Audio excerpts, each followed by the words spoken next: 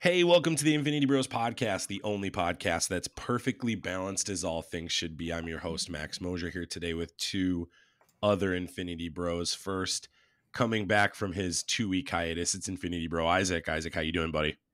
I'm doing great. Ready to roll. Ready to talk about some fun stuff or not fun stuff, just depending on, your perspective. I would say Isaac's the voice of the Infinity Bros, but the face of the Infinity Bros is my other co-host who was here last week with me, and he's back. It's Robbie Sauter. Robbie, how are you? I am doing great. Just finished The Last of Us episode 3, and can't wait to talk about it with the bros. If we took one piece from each of the bros to make the ultimate bro, it would be my voice and Robbie's face. Is that what we're saying? Or would it be Robbie's muscles? Because that part is I think his face is a good spot to be at. We definitely don't want it to be anybody else's face. If we're rating everything out of if we're rating anything out of 10, like none of us are above a 6. Right? Well, like really face wise. Oh yeah, face wise for sure. Yeah. So like I'd say we're a bunch of 6s and belows.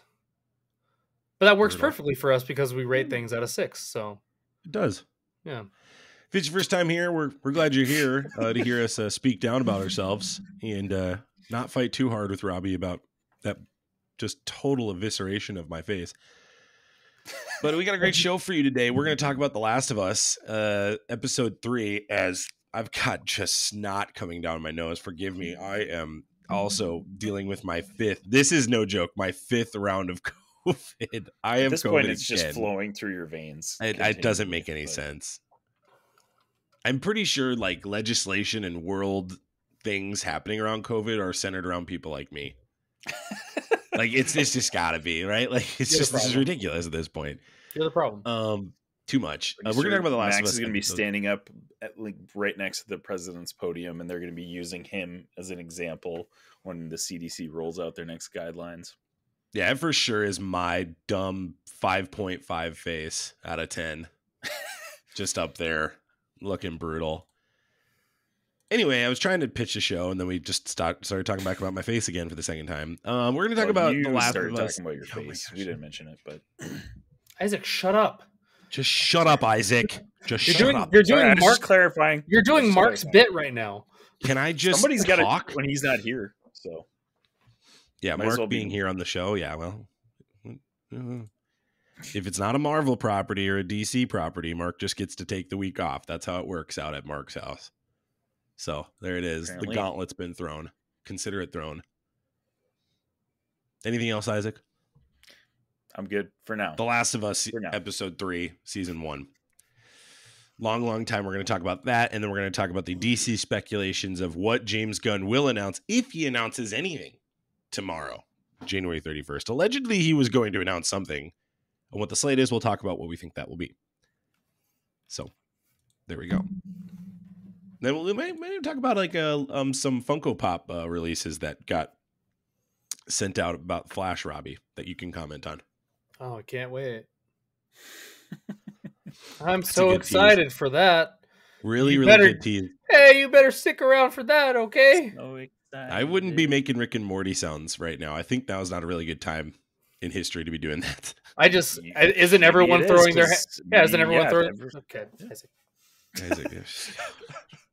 I mean, really, nobody's going to have a chance because that dude on TikTok that impersonates him probably is going to get the job because he sounds exactly like him. I'm trying to like Kelly, I think is his name or something.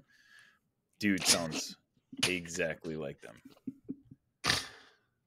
We're off the rails this start. Just Robbie, go ahead and finish what you're going to say. Go ahead. I was just going to say, isn't everyone throwing their hat in the ring for the Rick and Morty thing? But yeah, Isaac already took it and ran with You'd have my vote, Robbie. You know that. You'd have my vote. I'd really hope not. I think you'd be great. I need a rich friend. At your face. The face of the Max, out of all of us, you have a rich friend. You. I mean, I have rich friends, but I need like a super rich friend. I need one super rich one. You're my guy, Robbie.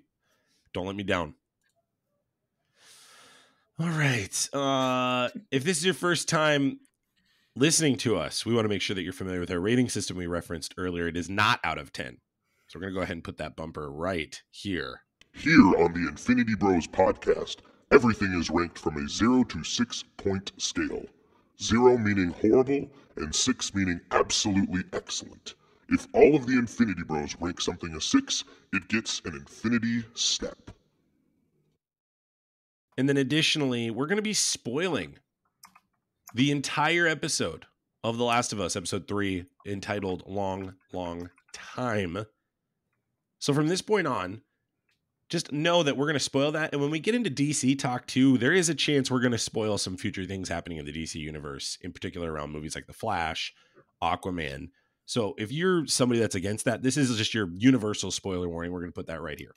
This is Prepare yourself. an Infinity Bros Prepare yourself. spoiler warning. All right. The Last of Us, if you haven't heard our season premiere review, Isaac did that with Infinity Bros Zane and Mr. JT from Forgive Me. Which podcast was he on again? Isaac? Beyond the Fandom. Mr. JT from Beyond the Fandom. Thank you for covering me on that. You'll want to check that out. Great insight and review if you want to check out episode 2 with two guys who have no idea about the game. Robbie and I were there. Yeah, we were. So today is a little bit of a better mix. So Isaac, for context, before we get into this, has played the full game, both the first and the second game, Isaac? Just the first one. Yep. Just the first one? I gotta eventually get around to playing the second one before the second season comes out. But first one, played, I don't know, it's probably like 4 or 5 years ago. It was like kind of when I got my PS4. So you're it's been a while, you're very but I've played the familiar whole with thing. you're familiar with the content. Yep. Yeah. Great. Robbie is following along chapter by chapter with the show. So Robbie, did you complete it before or after the episode? I have not played it since after episode 2, so I've not played any of this. And then I am just watching casually. So I'm a filthy casual, as they would say. So understand those perspectives. If you're somebody that you're looking for a podcast that has all of that, we're not going to have all of that, but I think our unique perspectives will serve you well in evaluating this show. The episode synopsis is: when a stranger approaches his compound, survivalist Bill forges an unlikely connection. Later, Joel and Ellie seek Bill's guidance. This is directed by Peter Hoare, with Neil Druckmann and Craig Mazin writing this. Both have been writing all season, and obviously Druckmann is the creator of the game. He's one of the creators, excuse me. Pedro Pascal plays Joe Miller. Bella Ramsey plays Ellie Williams. Ina Torv plays Tess.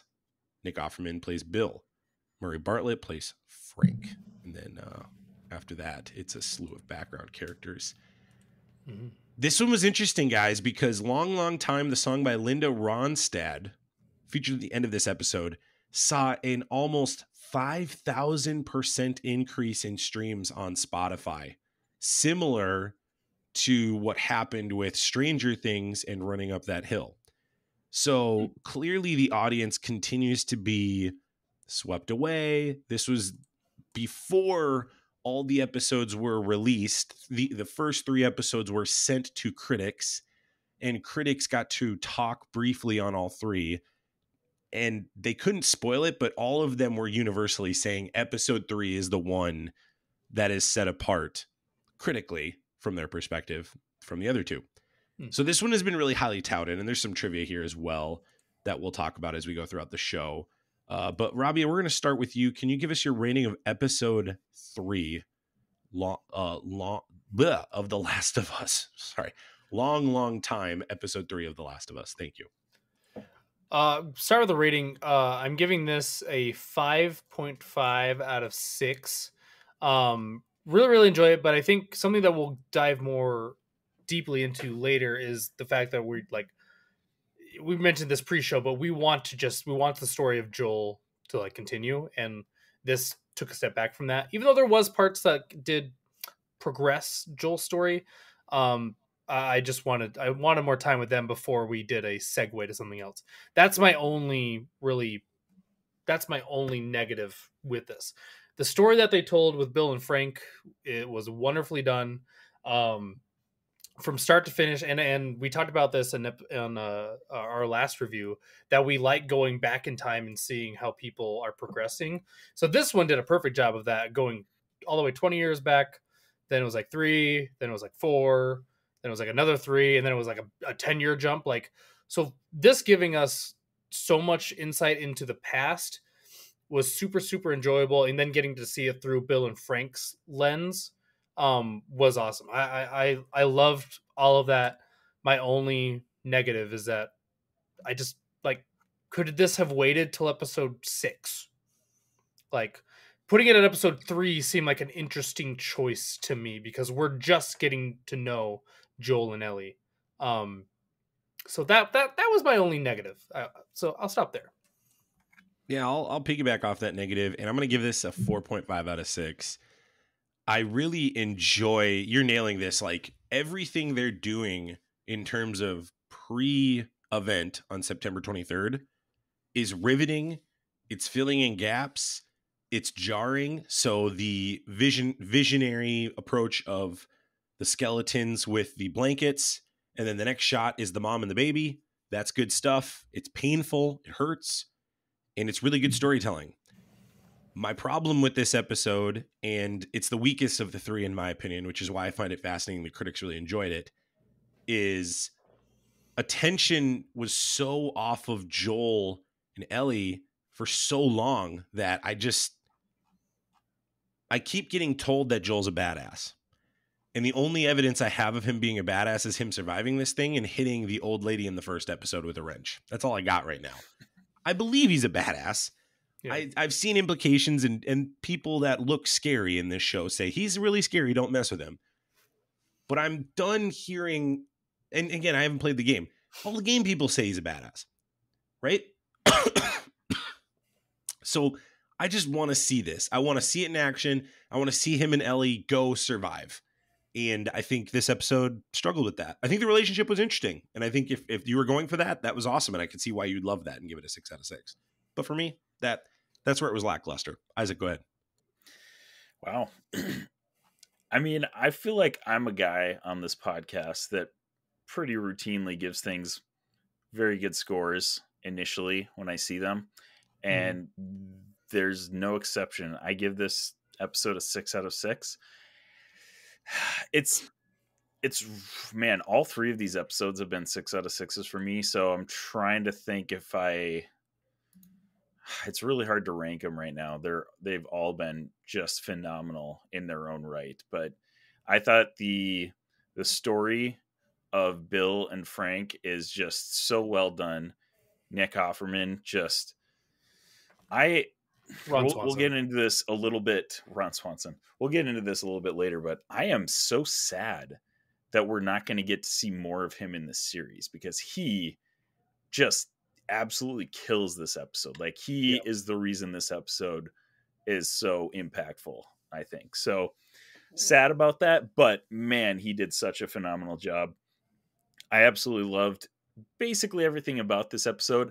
I think you have a point, Robbie. It does kind of like, I don't want to say it detracts, but it does take a major sidestep and completely avoid, I mean, from, minute whatever 5 to 45, it's all Bill and Frank's story. Right. It's more like minute 10, because you do get that scene in the gas station where Ellie is engaged with the clicker. Right. Yeah. There's definitely some pre stuff, but I mean, the big chunk of this episode is all Bill and Frank. And I was kind of, before we got into this episode, I was kind of thinking they would be intertwining it, like, their stories and stuff like that. No, it was once Bill and Frank's story started, it was Bill and Frank until their story ended. And I actually kind of appreciated that because when it came time to, when Joel and Ellie came back into the story, man, it just capped off their chapter so well. So while I do think it deviated quite a bit from kind of the main storyline, I know too, just from playing the game, I mean, we're going to get a ton of Ellie and Joel getting to know each other through the rest of the series. So for me, it was not like detrimental to my interest in this story. So I can see why that is a little bit of a knock in some people's opinion.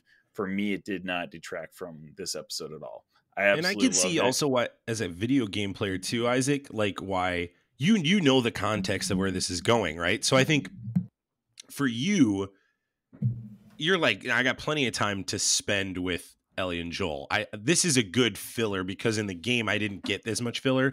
So for spoilers for those that have not played the game, Bill and Frank are split in the game, and there's essentially, I won't get into spoilers of how Bill dies for the game if you want to go back and play it, but Bill does pass in a different way. And I think it's important to note that Druckmann took the liberty to change that and really spend quality time on this relationship, which I think was a risk. And obviously the critics loved it. And I do understand for the sake of TV, you have to be more than the two main characters, I think. I understand that decision. Right. When you're building a story like this, you really have to build up the Tessas and you have to build up the Bills. I totally understand that perspective of the argument. But you're talking to the guy of the three of us. I'm the guy who has no gameplay experience. You're selling me a product right now of every poster is Joel and Ellie. It's everything. And they're, especially Joel, is barely in this show right now. And it's kind of bothering me now. In the first two episodes, I was like, episode 2's ending was great. I was like, okay, Tess is gone. It is Joel's time. Here we go. It is now Joel moment. And then he sidesteps again. Robbie, I think you made a great point. Episode 6, great way to put it. This would have been a much better strategic spot down the line. I think that's a really good point in my perspective. Right. I just don't know, like, and I don't know how Bill fits into the game, but like that might be an issue. Like there's no way it could have been later because you need that Bill connection. You need Joel probably to get all those supplies, right? Because now he has everything that he needed. Yeah. That's kind of like why it wouldn't work down the road, because the reason Bill is in this story is to basically give Joel all the things he needs to set them off on their journey. So it unfortunately does need to be like right now, because otherwise it just wouldn't really make sense down the road unless they completely deviated from the video game story, which would make people more upset than anything. Right. And there are people, I think most of the critics are pretty excited about this episode, but I have heard definitely some complaints that, they're definitely deviating from the video game with this episode. And even if you keep watching the, how it's made, like HBO does an awesome, little clip of how it's made afterwards. Neil Druckmann talks about how this is the biggest deviation from the video game is this episode. Right. Well, and I would say like me and Max actually, we hit on this and we actually cut it up for a TikTok if you want to go check out our TikTok or social media. But like you can make deviations in video game stories and shows as long as it doesn't deviate from like the main storyline. Like this isn't going to affect a big portion of the main storyline. Like Bill and Frank are just a piece, right? So you can create this, and I'm totally fine with them creating this and having their creative property with it, especially when it's done well. Like we hit on that. Like when things are done well and you can make it work, as long as you didn't change Joel and Ellie completely and what happens with them completely, it's fine. So this is why I feel like this episode is completely okay, and that's why it's still a great episode, and it doesn't like make me like more uninterested in this show at all. If there was a way to move it later on, would have been the only thing, but obviously that would have been difficult because he needs all those supplies, which I assume are going to play a huge role in the episodes moving forward. So that's the only little thing. It's just like, because like Max is saying, we just got Joel and Ellie, just them together, and they just had this tragic death. Sorry. No, you're good. I'm just like, last thing, they just had this extremely tragic death that we learn by the end of this episode was even more deeply impactful to Joel than we realized. And now we just didn't get to see them work through that yet. And I'm assuming we will, but like we just had that and we got a snippet of it. And now we have to wait another week is my only negative thought. If this was a streaming platform and I could just go instantly to the next episode, I probably don't care, and it's probably a 6 out of 6. Right? Like I think don't that's know, I think that's a Robbie. little bit of a change.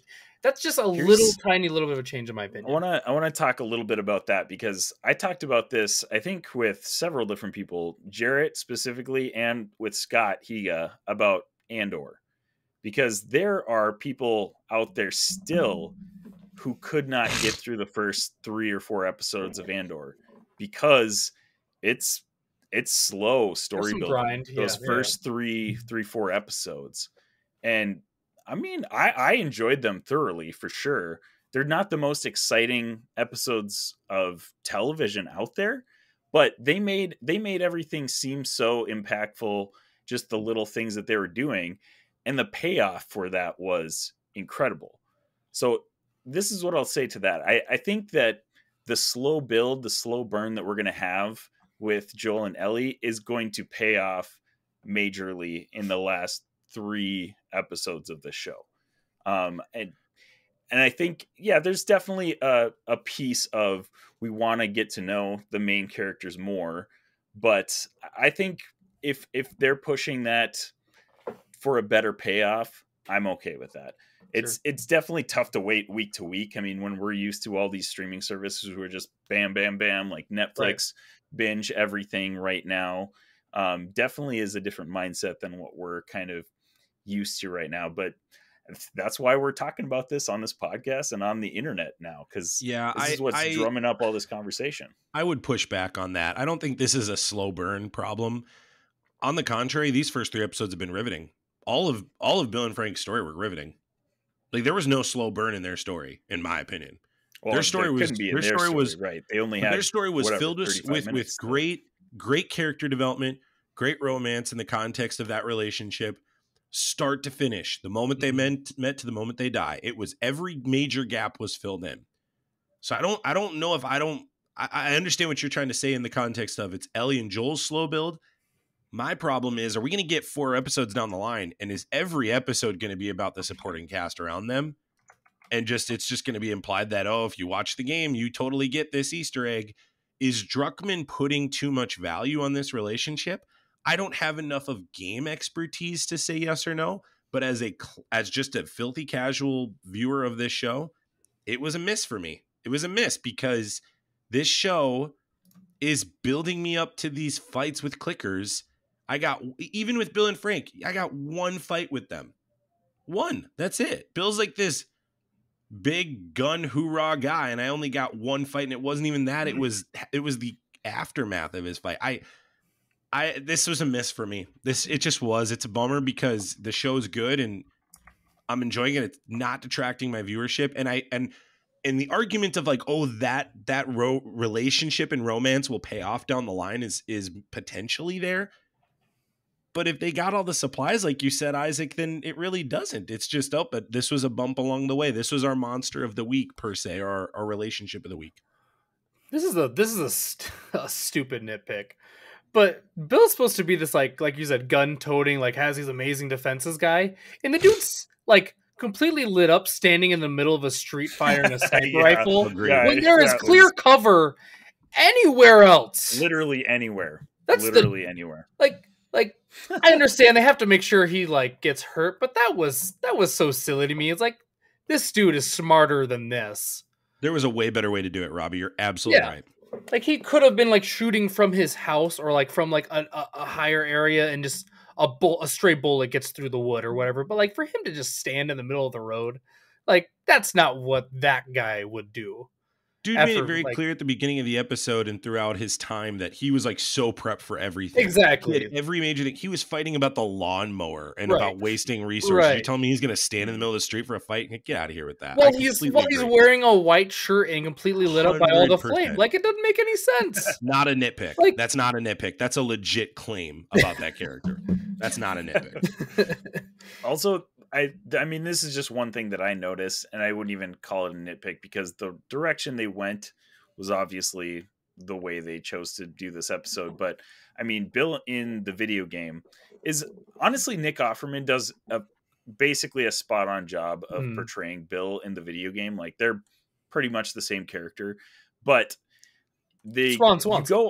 It's Ron Swanson. Yeah, you go on this mission with Bill though. Like basically, he's got this town, which they do in the series as well. Mhm. And he sends Joel and Ellie on this mission to go get a battery on the other side of town that has a bunch of infected people. So they could have went with some action in this episode, but instead they decided to focus on that relationship between Bill and Frank, which I'm not sad about, because it was a really awesome episode in whole. That's interesting. The deviation that they took was like, we could have had more action. We could have had more zombies, more clickers, all that stuff. And they just chose to go a different direction. That's the reason they did the season. That's the reason they did the scene at the beginning with Ellie. That's the whole reason they did that. That was your clicker scene this week. There you go. You got your new clicker scene. We're done. Now we can go to this story. And there was, now that you mentioned that too, that was a really interesting scene with Ellie and that clicker in the basement. Or not clicker, the infected. Just the infected, the clickers and infected are different. Right. Forgive me, sorry. Forgive my vernacular. She goes down there, like, basically is kind of like playing with this thing. Like, she cuts it just to see what'll happen, ends up killing it, but like there's a weird moment where it's like just focusing. Did it seem like that thing was going to talk? Did anyone else get that? Like, to me, I was like, it was an intense weird moment. It was, yeah. But like, it looked like the infected thing's eye looked at her like, it was pleading, begging for mercy, which, I mean, she gave it by killing him. Right. But that was an interesting moment because, like, for some reason, there was focus on that moment, and I don't really know why at this point. Like, I'm assuming that's going to be revealed down the road a little bit, but like, this was a moment that they specifically had her go down there. They specifically had her find this. Right. And it really doesn't go deeper than that. Like, she kills it, comes back up, and boom, they're on their way. I think there's a payoff for that later. Right. Yeah. That was a moment to me that's like, there's got to be something to that later down the road. I don't know what that is, but we've talked about a lot of negatives. Let's talk about some positives real quick. I really like with Bill and Frank too, how they show this post-apocalyptic world. I like all the things Bill does to set up his house. I know, Robbie, we talked about the gunfire scene, how that wasn't great, but how he is prepared for people to approach the fences and burn them. That was just wild to me. How he was very fueled up right out the gate, how he watched everybody essentially be sheep going with the government. He knew, he's like, they are not going to help you. They're going to kill you.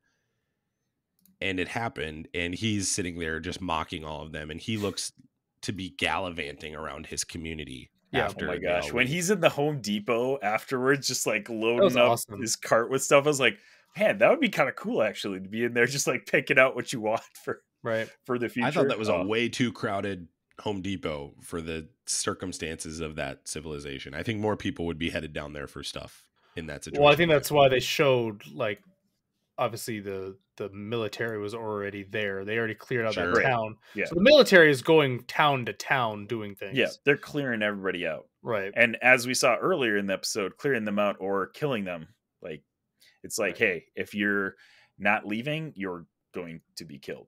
So I also love that Bill did not lose his libertarian philosophy of life. Even after dating Frank. So like they have that relationship where they're talking in the street and they're talking about the mowing of the lawn, and Frank's like, well, they weren't Nazis. He goes, they're definitely Nazis. He goes, well, they weren't. They are now, but they weren't. They are now. I loved that. I loved that dialogue. Great. I loved the "Don't tread on me" flag. I loved the bunker. It was just perfect. Like, I was like, that is like, prepper territory. Again, this is like exactly spot on the character in the video game as well. Like, he's this like, conspiracy theory bunker. He had all this stuff ready before the outbreak happened. Like, it wasn't like he started preparing all this. Like, he was ready for this. This is like what he was made for, type of thing. And it's like Nick Offerman, man, just like he just makes this episode shine. This is Nick Offerman too. You guys obviously have been joking that's Ron Swanson. Actually, if you've never seen Devs, I got more of Forrest, the character he plays in that show, vibes. Mm-hmm. Devs is a very dense show on FX. If you want to check it out, it's very dense. but very worth your time. It's actually Offerman's one of his better acting roles, in my opinion. And I got really strong, like how he was processing as a character, different character philosophies of life, but how they processed. I saw that in Offerman in this. Offerman's such a good actor. He's a so great good. actor. Yeah, So absolutely. good. Yeah. Yeah, you like watching Parks and Rec. You kind of think he's like a one-trick pony guy, like, oh yeah, he's just a funny guy or whatever. Right. But like seeing him in these serious roles is like, man, dude can act, and it is phenomenal. Well, that's all I got. Anything you guys have after that?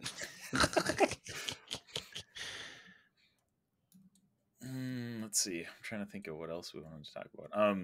So we mentioned it on the previous 2 episodes, but Jbucks has been doing these side-by-side shots from the video game to the series, and we'll throw that in the show notes for you guys to look at. But it is just, I'm always just impressed by how they're able to fit some shots that are just exactly the same as the video game. And am I correct too that the ending shot, Isaac, is the title screen?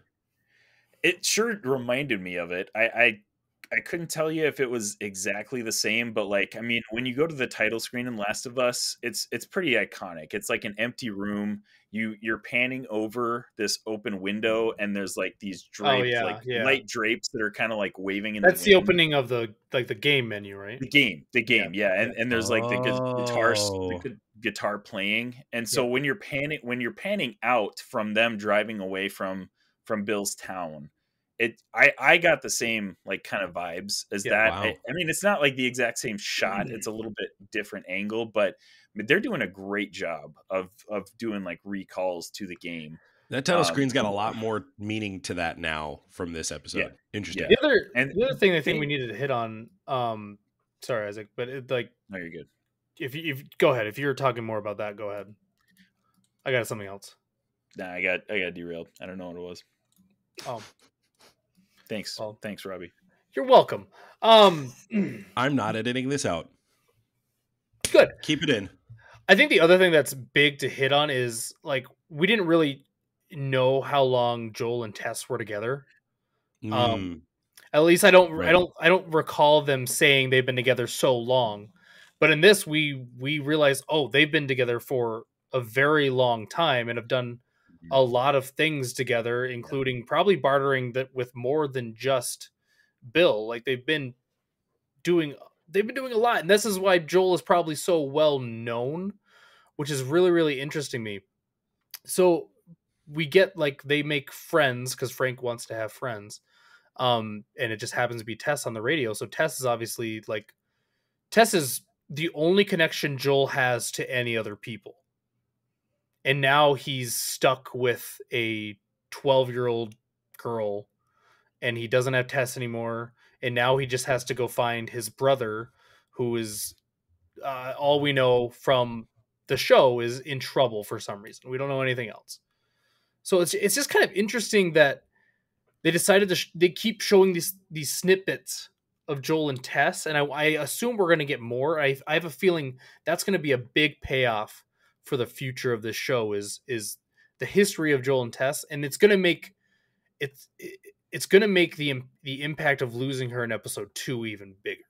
Yeah, which I think is going to be really, really interesting, and it might be Ellie like becoming that rock for Joel because she is that like Spitfire that Tess was. Like for the short amount of time we got both of them together, they are very, very similar in being like just go get her Spitfire people, like you can't tell me what to do kind of thing. So that'll be really, really interesting. I'm really excited for the payoff emotionally for Tess's death, because it feels like right now like she died and we're like, oh, okay, she was a cool character for a couple episodes, but like I didn't have like a big emotional connection to her. But Joel, obviously that's his only like real life relationship that he had, so I'm just excited for that payoff.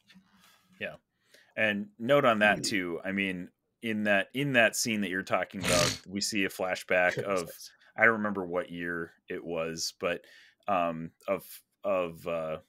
Joel and Tess meeting Bill and Frank for the first time. And to see like it was just really cool to see Anna Torv, the actor who plays Tess, like they aged her down, and like to see the contrast from her in episodes 1 and 2, where she's got like scars on her face, like you can just tell they've been through a bunch of crap. And then to see this episode where she's like fresh and like, you know, she's spunky, she's got that fire like you said, and it's just like it was kind of a cool moment to see her younger self. And it probably was only like, I don't know, I don't remember exactly the timeline, but I think it was only like 5 to 10 years is the span between that scene and the present day. And she looks like at least 20 years older. Right. Like just, I mean, it has taken a toll on her and Joel. I mean, Joel looks older as well, but the aging of Frank and Bill too, man. Oh yeah, for sure. When they get to that final like scene, and my first like, you know, thought when Ron, I was gonna say Ron Swanson, but when Nick Offerman comes over and Frank is painting, and Bill kind of looks at him, and they share, you know, kind of like this old like couple look that, you know, they respect and like love each other. And it's just like, wow, like these dudes they aged a lot in the 10 years that have passed since then. But yeah, just a beautiful story between those guys, honestly. Like they did a fantastic job. Pulled at my heartstrings a little bit, which I was not expecting in this episode. So that's one of the reasons I gave that 6 out of 6. But yeah, just some fun notes. The real winner of The Last of Us, Linda Ronstadt. Congratulations on 5,000% viewership increase on Spotify, Linda. That's pretty awesome. Not gonna lie. Well, let's head over to Nerd. Will that be as much of an emotional impact as running up that hill? Not a chance. No, run up that Not hill even close. Not even close. Not even close. Because right after that, run up the that hill, song. we heard that a million times. So like I haven't heard this song anywhere else yet. And the running up that hill scene still holds up with Max. Like that scene was so good. Absolutely. So good. That's a great they crushed it. They crushed that scene. Great job by them. So but I do think for The Last of Us fans that's a win. Right? I think that's a win that your show is that big. Yeah, definitely. So good for you guys. The big gamer fans, I mean. So, all right, let's head into nerd news as we close out the show. We're going to talk about DC Universe. Allegedly, tomorrow is the day that James Gunn is going to announce the new slate for DC. And so, Robbie, I just want to start with you as the biggest DC nerd guy on this show so far. What expectations do you have right now of this slate? Like what to you is going to be a walk away of, okay, I feel safe in the hands of James Gunn. I feel like we're in good hands. I feel good about this slate. Is there anything he can do to make you feel that way? We've talked about this at length on other episodes, but I feel like James Gunn is the right call. My concern has always been with DC is how do you right the ship? And I think we've talked about how riding the ship here would just be destroy everything and go away for a few years. I don't see them doing that. I thought it would have been the Flash would be the way to like restart everything, but we have an Aquaman movie after the Flash, so you can't do that. So it's just, I really don't know what the path is. The path is my concern. I think once we get there, once James Gunn's like hands are on all the projects and he has an idea of where we're going, I think then we'll be okay. It's how do we get to that point without making it this convoluted and confusing mess? Because that's what it's been so far. It's like DC a couple of years ago was really pushing this multiverse thing, but they never really explained it. But they said it all works in the multiverse, but they never gave like a good explanation to the people going to the films about the multiverse. So it's like, how do you just come out now and say this? Because Marvel's been talking about the multiverse with like all these Quantumanium trailers, Sure. with Doctor Strange, with Spider-Man. So now they have like 3 like properties and Loki. So 4 properties Right. before DC gets anything out about the multiverse. Talking about the multiverse is coming. So they have a plan to get there and to explain things, and that's going to explain like the X-Men and Deadpool and all that stuff. How do we take the Flash and Aquaman and somehow get there? That's my concern. I don't know the answer. If James Gunn can figure out an answer, then I think we'll be fine. But it's just, how do we get from? That's the first step. Like, how do we get there? How do we get to the start of James Gunn's DC universe with the crap that we have to still come out for some reason? What's also interesting too, Robbie, is so tomorrow, apparently it's going to be 11 o'clock Central, 12 Eastern. That's according to Grace Randall. Now, you found a time. Wow.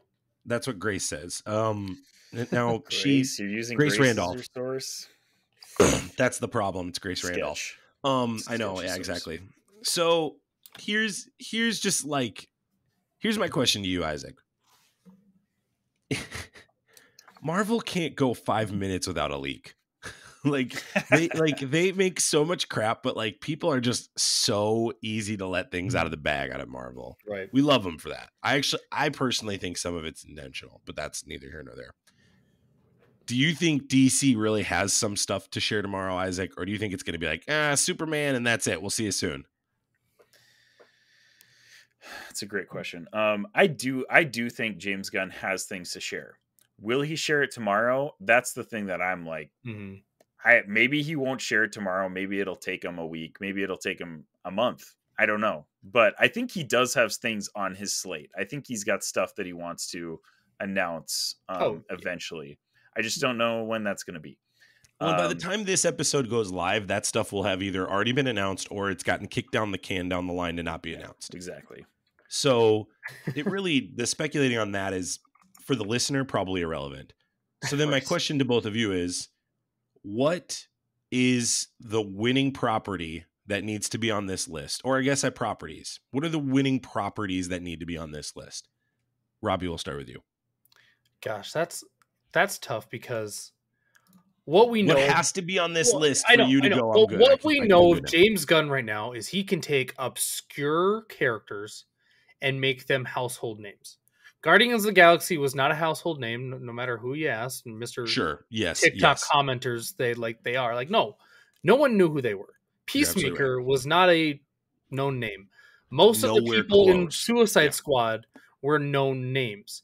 So now you're going to give James Gunn arguably the trifecta of biggest names in comic books. Maybe not anymore, but that would have been the staple years ago. The Trinity? The Trinity. You have Batman, Superman, and Wonder Woman. You're golden as long as you make okay movies. So my concern... I'm hearing you say Batman, Superman, Wonder Woman. That's what I'm hearing you say right now. That's your answer. If you're going to build this universe, that's your answer. You start...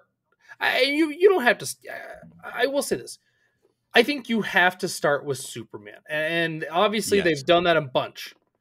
But that's where DC starts. That's the golden boy. That's where you have to start. I don't think James Gunn will. I will say that right now. I don't think he's starting with Superman.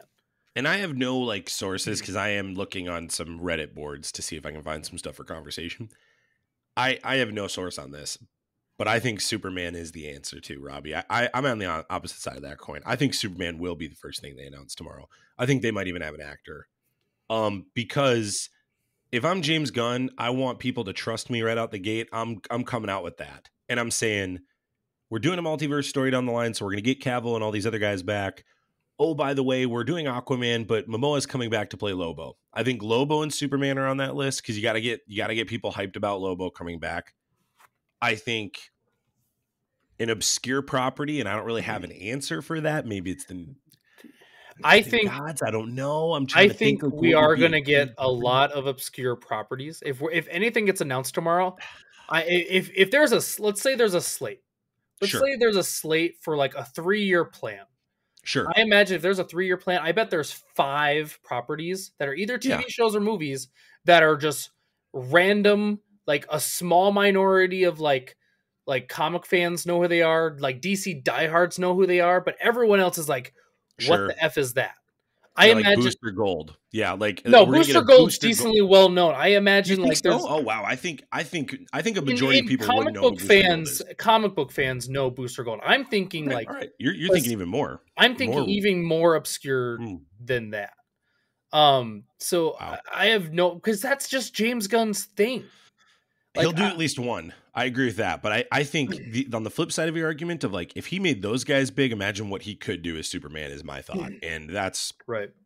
why it's fascinating. I think my answer is double down on the Batman we already have, Superman, an obscure property, Lobo, and a TV show that has Peacemaker in a crossover with somebody else. He's going to be fighting alongside her with some other, maybe that's where maybe Doom Patrol comes back. I know he's ended that, but maybe he finds a way to bring those guys back because they're really, really, really, people love that show.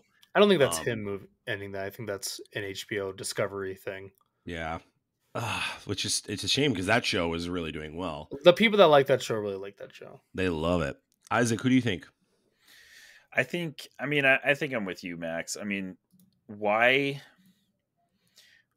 would you publicly say that Henry Cavill is not coming back as Superman and then not announce something Superman? I don't know. That just doesn't make sense to me. So I feel like Superman has to be on that list. And I think you're definitely onto something with the like properties that nobody's ever heard of too, Robbie. I think there's definitely going to be a few of those thrown in there. Where I'm kind of like questioning is we have the DC Trinity, which, I mean, like you guys already mentioned, is probably the best well-known characters in, superhero history. We have Gal Gadot, who technically is still Wonder Woman. Like James Gunn hasn't said that Gal Gadot is not coming back as Wonder Woman. Right. And we have Pattinson as Batman already.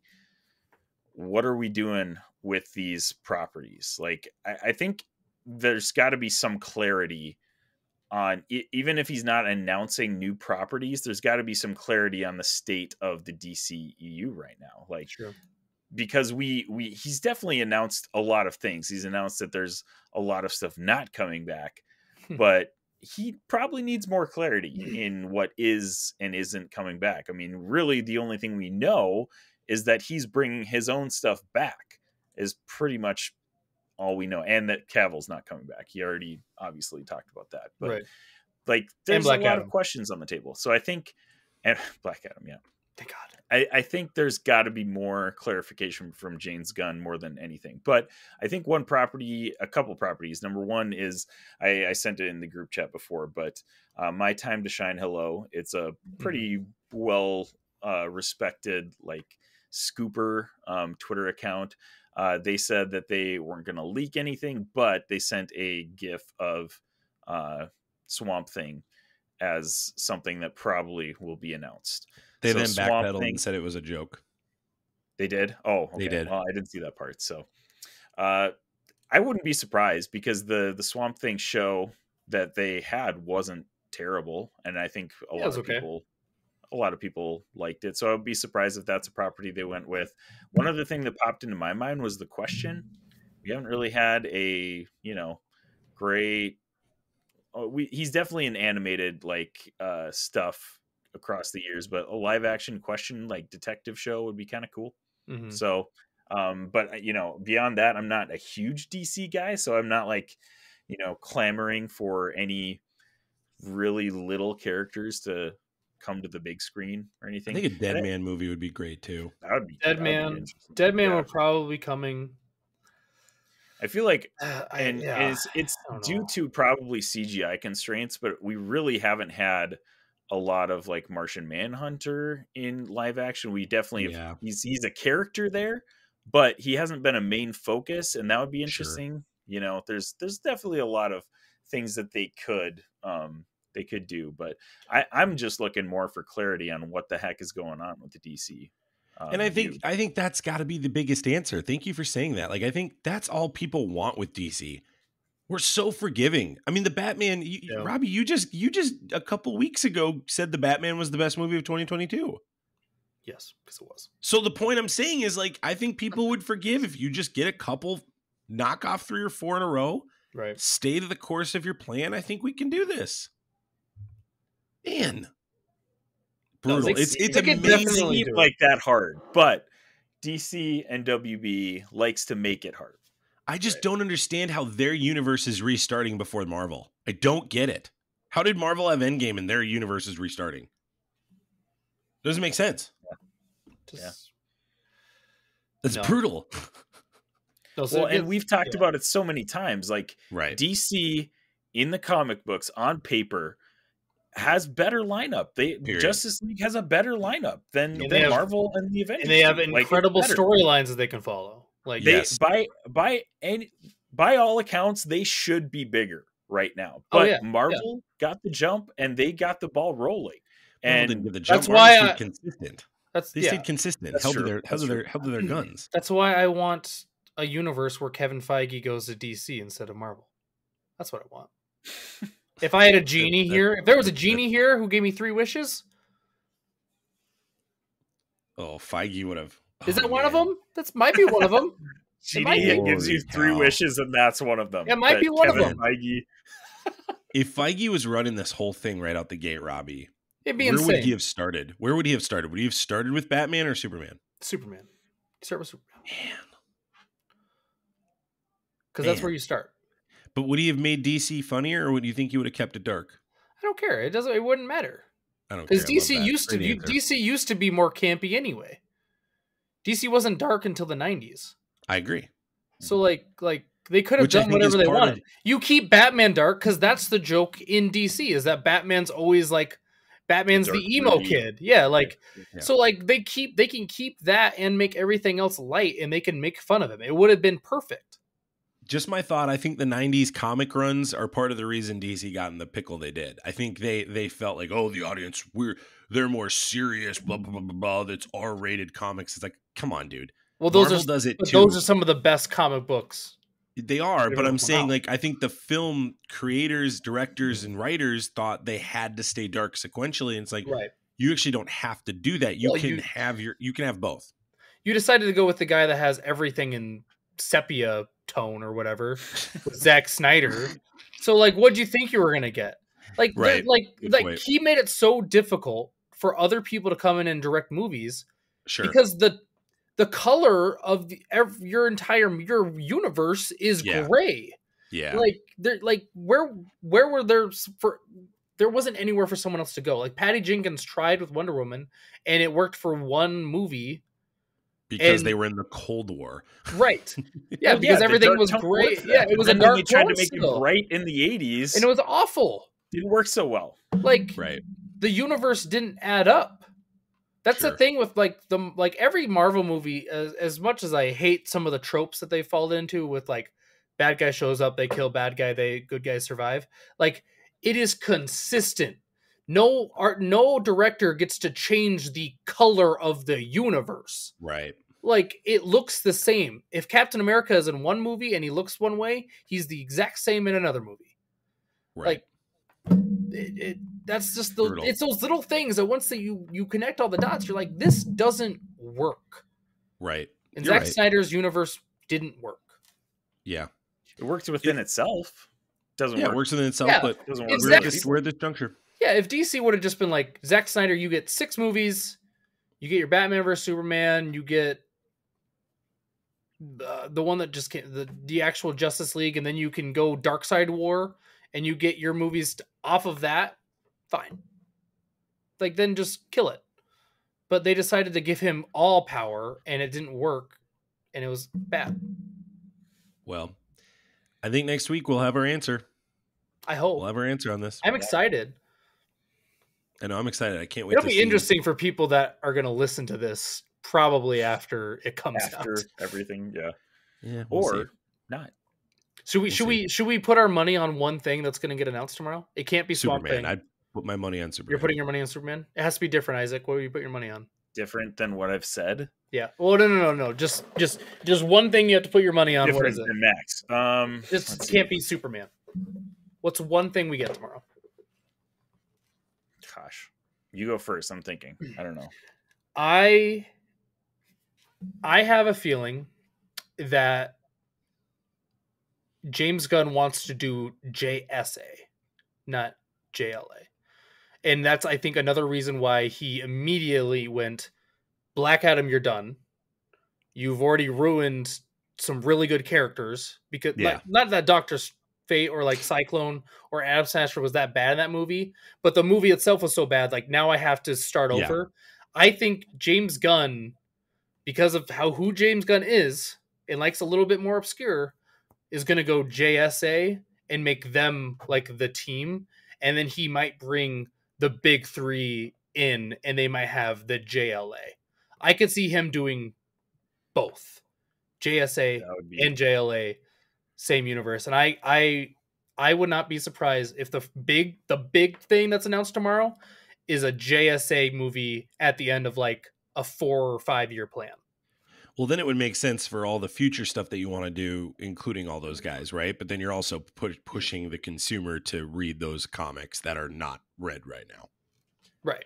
But which is also part of this. But with James Gunn is so good at making these like obscure, like little known characters into like really, really popular. And there's a lot of interesting characters you can go off there. Like Mr. Terrific, Alan Scott, the Green Lantern, Dr. Midnight, all have like these really, really interesting stories that you can go off of that actually have really like deep, like personal stories that I feel like that might be the way he goes. And then he will also have a Justice League eventually down the road. But I wouldn't be surprised if he goes, Justice League is coming, but first we're going to have the JSA.